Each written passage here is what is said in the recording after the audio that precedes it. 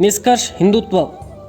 परम पूजनीय डॉक्टर हेडगेवार जी के सर्वस्वार्पण भाव को परम पूजनीय श्री गुरु जी द्वारा अनाकलनीय चमत्कार कहा गया है।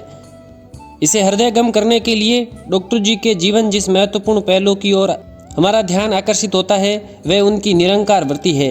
किसी भी प्रकार के कार्य अथवा साधना पूर्ति में जो बाधाएं गिनाई जाती है उसमें अहंकार सबसे कठिन बाधा मानी गई है। अहंकार को जीत पाना बहुत ही कठिन है। इसका एक कारण अहम का रचना धर्मी होना भी है। अहम से ही सृष्टि बनी है। उत्पत्तिकर्ता ब्रह्मा ने सोचा कि मैं हूँ और अनेक होना चाहता हूँ। यह रचना धर्मी अहम वैरण्य है।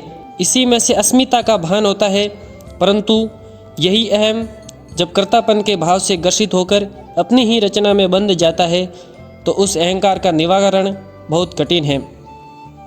निरंकार जीवन, परंतु संपूर्ण राष्ट्र की अस्मिता को जगाने वाले डॉक्टर हेडगेवार जी को यह बंधक छू तक नहीं गया।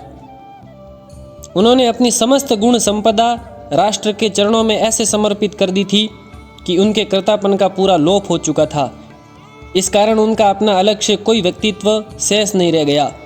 उनकी इसी सर्वस्वार्पणी जीवन झांकी को उनके समकालीन लोग और उनके सहवास में पले बड़े कार्यकर्ता दो परस्पर विरुद्ध दिखाई देने वाले पहलू से उजागर करते हैं। डॉक्टर जी ने अपने जीवन के समस्त अनुभव के निष्कर्ष और राष्ट्र की प्रगति अवनति का गंभीर अध्ययन कर व्यक्ति निर्माण के सर्वांगपूर्ण मौलिक चिंतन द्वारा राष्ट्रीय स्वयंसेवक संघ की शाखा पद्धति का बीजोरोपण सन 1925 की विजयादशमी पर किया। नागपुर में मोहित के बाड़े में कुछ बालकों को साथ लेकर संघ शाखा प्रारंभ हुई। तब उनके समकालीन विद्वान लोगों ने हंसी उड़ाई। ये लोग कहने लगे कि देखो, यह डॉक्टर हेडगेवार हिंदू राष्ट्र का संगठन करने निकला है और उसके साथ जो बालक है वह ऐसे ही कि जिन्हें ठीक से बहती नाक पहुंचने का भी सुअवसर नहीं है। इस प्रकार इन समझदार विद्वान नेता और बड़े कहलाने वाले लोगों की दृष्टि में डॉक्टर हेडगेवार बिल्कुल बेसमझ और अज्ञानी दिखाई दिए। कलकत्ता के नेशनल मेडिकल कॉलेज में डिग्री लेकर नागपुर वापस लौटे एक डॉक्टर को छोटे छोटे बच्चों के साथ खेलते कूदते हंसी विनोद और बैठक चर्चा करते देख भला ये विद्वान अन्य कुछ कह भी क्या सकते थे, परंतु उनके जीवन के इसी पहलू को उन लोगों ने पूछा जाए तो आज बड़े होकर कार्यकर्ता बने, बड़े बड़े दायित्व वहन कर रहे हैं। इनसे पूछा जाए कि आप लोगों को उस समय डॉक्टर हेडगेवार कैसे दिखाई दिए? क्या डॉक्टर हेडगेवार बहुत चमत्कारी पुरुष थे? प्रखर, आत्मनिग्रही, गोपनीय, मितभाषी, गंभीर मुद्रा वाले, खूब विद्वान यानी बड़े नेता जैसे लगे थे क्या? तो ये कार्यकर्ता जो डॉक्टर जी से प्रेरणा लेकर उस समय घर द्वार छोड़कर राष्ट्र कार्य के लिए जिस उत्सर्ग करने निकले पड़े थे, ऐसे प्रश्नों पर हंस पड़ते हैं। ये कहते हैं नहीं नहीं, डॉक्टर हमें ऐसे कभी नहीं लगे। फिर कैसे लगे? परम पूजनीय डॉक्टर जी के जीवन के इस पहलू पर संघ के तृतीय सरसंघ चालक श्री पूजनीय बाला साहब देवरस बहुत सार्थक वर्णन करते हुए एक वाक्य बार बार प्रयोग करते हैं। हमें डॉक्टर हेडगेवार हमसे 2 कदम आगे दिखाई पड़ते थे, हमेशा हमसे आगे, परंतु 2 कदम ही अधिक नहीं।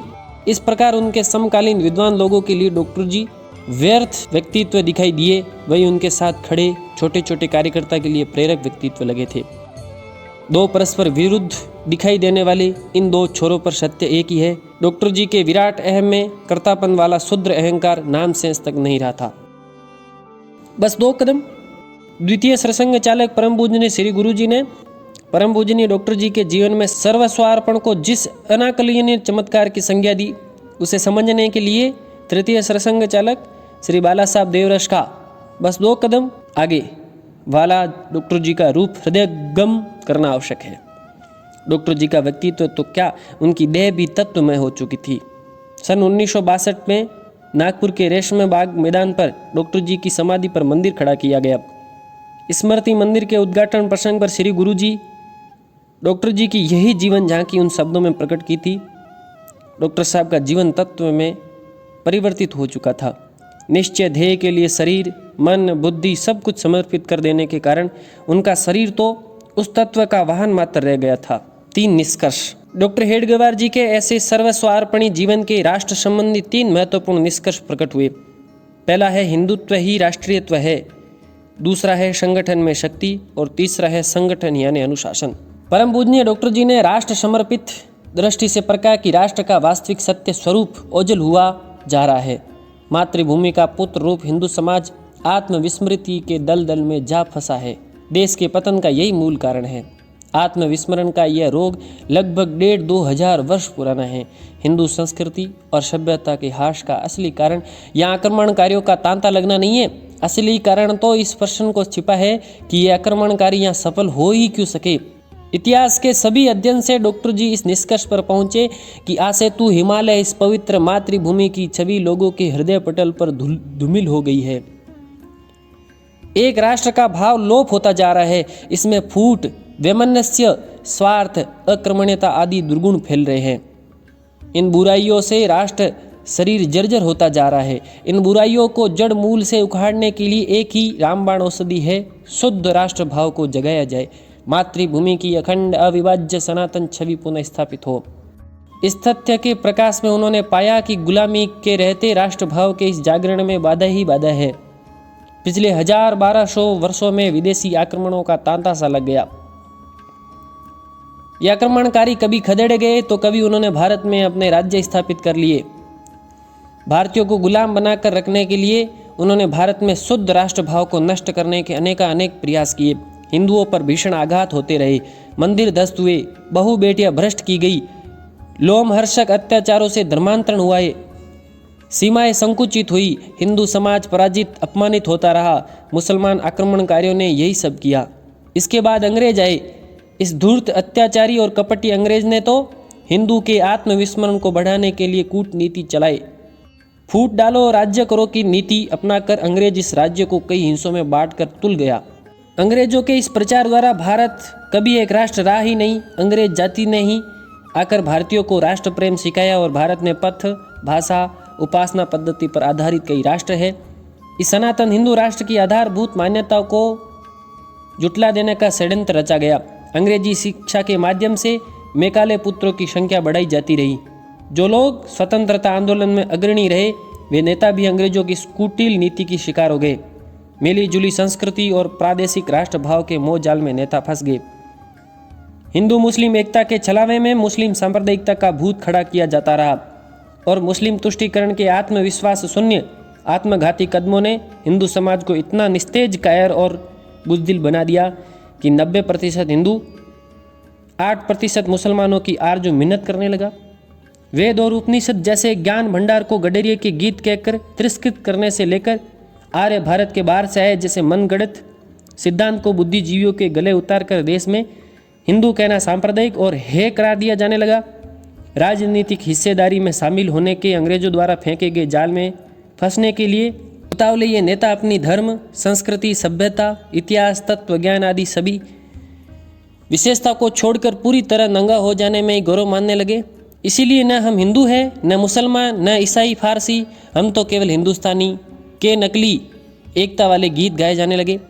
साम्राज्यवादी अंग्रेज ने भारत में आपसी भेदभाव, फूट का बीजोरोपण कर अल्पसंख्यकों की जमातें गिनाना प्रारंभ किया। इन जमातों के मन में बहुसंख्यक हिंदू समाज का कृत्रिम भय पैदा किया गया।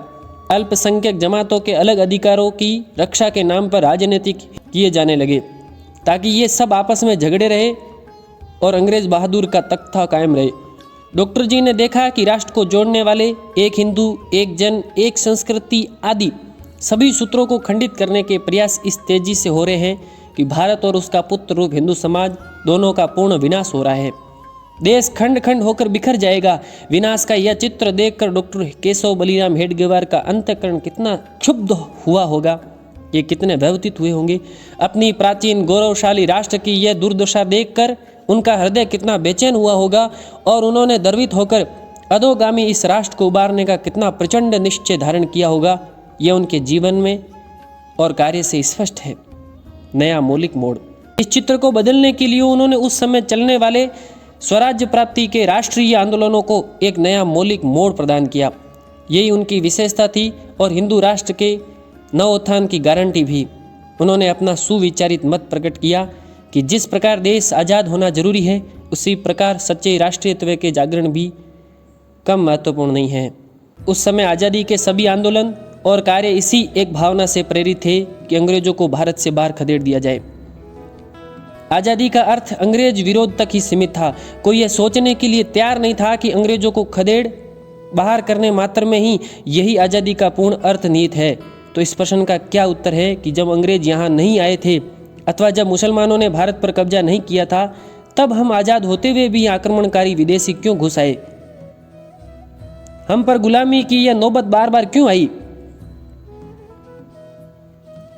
क्या यह कारणों पर ध्यान देना जरूरी है जिनके हमारी आज़ादी छीनी गई?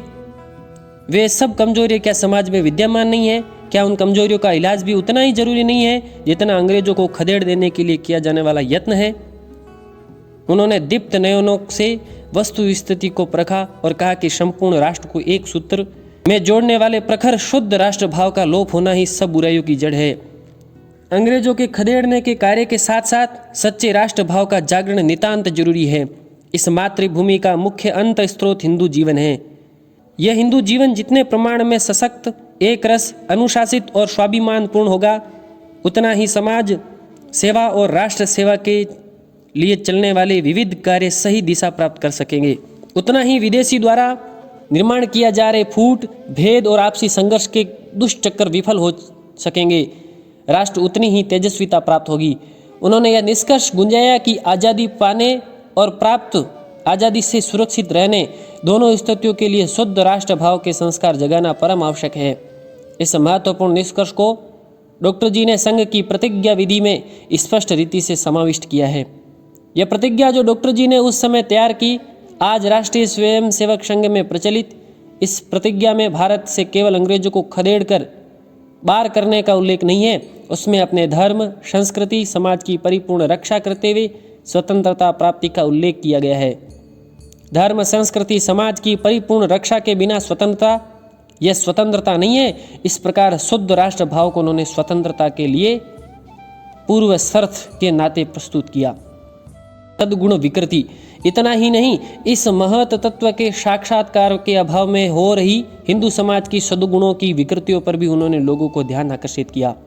उन्होंने कहा कि हिंदू राष्ट्र का भाव जागरण कुंठित होने के कारण हिंदू समाज के सद्गुणों में आई विकृति भी भारी विनाश का कारण बनी है। उन्होंने कहा कि उस सत्य का क्या उपयोग जो देशभक्तों को फांसी के झूलों पर पहुंचाने के लिए अंग्रेजों की मुख बरी करने के काम आ रही हो। उस अहिंसा का क्या लाभ जो मुपलाओं के क्रूर अत्याचारों का प्रतिकार करने में लोगों को रोकने का उपदेश कर रही हो। उस उदारता का क्या मूल्य जो आतताइयों के हौसले बढ़ाने में काम आ रही हो। महात्मापन का क्या महत्व है जो खिलाफत आंदोलन में पनप रहे मुस्लिम अलगावाद और उसकी राक्षसी भूख को बढ़ाने में सहायक हो। उस धर्म प्रेम का क्या मतलब जो अपने ही समाज के हिस्सों को अछूत मानता हो और अंग्रेजों की चाकरी करते हुए विदेशियों को जूते चाट रहा हो। उस हिस्सा के प्रति घृणा का क्या प्रयोजन जो जलियांवाला कांड होने के बाद भी शांतम पापम शांतम पापम शांतम पापम की रट लगाए बैठे हैं। और पूजा अर्चना, दान, तीर्थ और भक्ति का क्या औचित्य कि जो इतिहास और अवतारी महापुरुषों से प्रेरणा लेकर कर्म करने के बजाय भाग्य और भगवान को रो रो कर कोस रहा है। डॉक्टर जी ने बताया कि आसेतु हिमालय एक अविभाज्य सनातन हिंदू राष्ट्र ज्ञान धूमिल होने के कारण ही हिंदू समाज के सद्गुणों का दुरुपयोग राष्ट्रघाती कार्यों को बढ़ावा देने में हो रहा है। ताकतें जो राष्ट्र को गुलाम बनाकर रखना चाहती है और टुकड़े टुकड़ों में राष्ट्र को बांटना चाहती है, स्वयं मजबूर बनने के लिए हिंदू समाज के सद्गुणों का ही दुरुपयोग कर रही है। इसीलिए आज़ादी प्राप्त करना हो या समाज जीवन का परिष्कार, शुद्ध राष्ट्र भाव का जागरण यानी हिंदुत्व ही राष्ट्रीयत्व का बोध होना जरूरी है। इसी कड़ी में आप आगे पढ़िए संघ की कार्य पद्धति, अध्याय पद्धति, संघ कार्य।